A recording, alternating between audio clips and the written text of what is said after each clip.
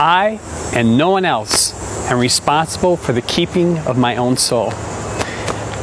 Here we are looking almost like the 7th week of looking at John Ortberg's book, Soul Keeping. And in this section we talk about our responsibility for keeping that soul.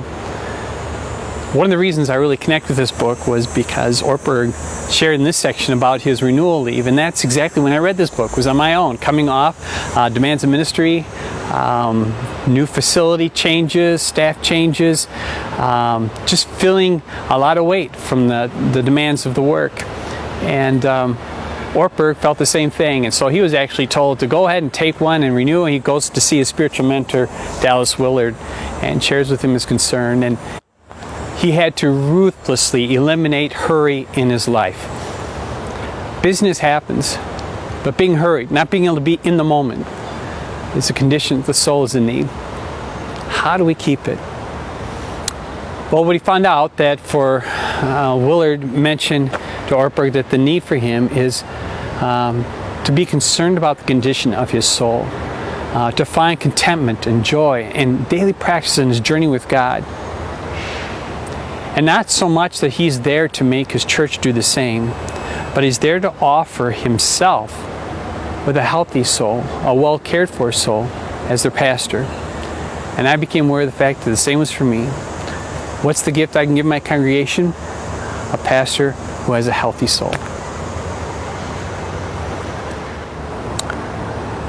Learn to arrange your days so that you are experiencing total contentment, joy, and confidence in your everyday life with God. That's the gift that we can give to others.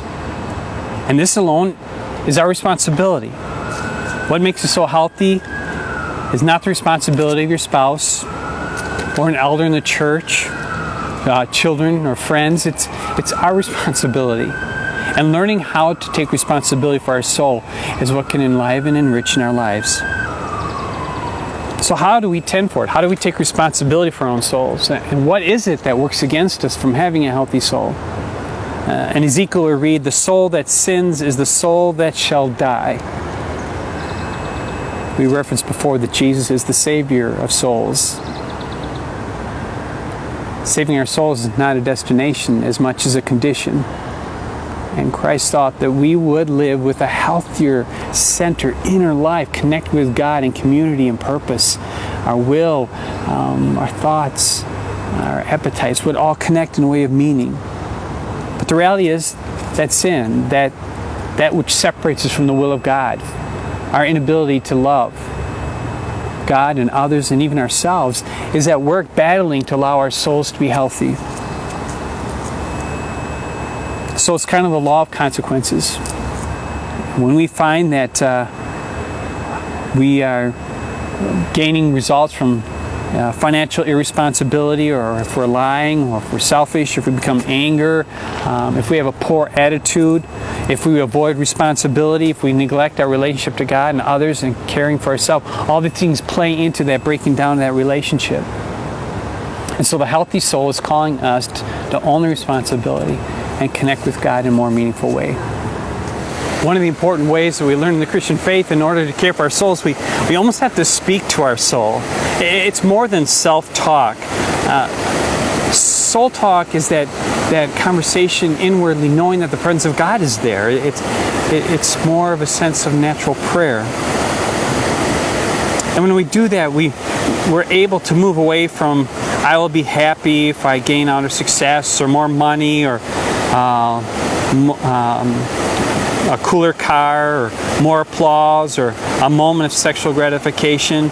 I'm drawn to whatever is shiny and bright and new, and that distracts me from allowing what's really important. Because we're always going to take care of what matters most to us and what we value most deeply.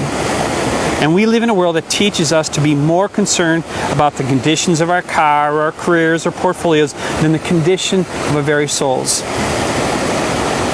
Remember, souls are to be in relationship with God and others, and that's why it's different than self-care.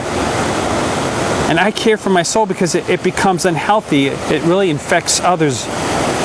So soul care is important because I want to bring life and not death to those around me.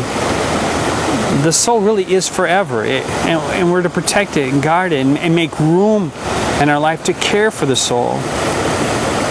Willard said, arrange your days so that you experience total contentment, joy, and confidence in your everyday life with God. Once again, the stream is your soul, and you are the keeper.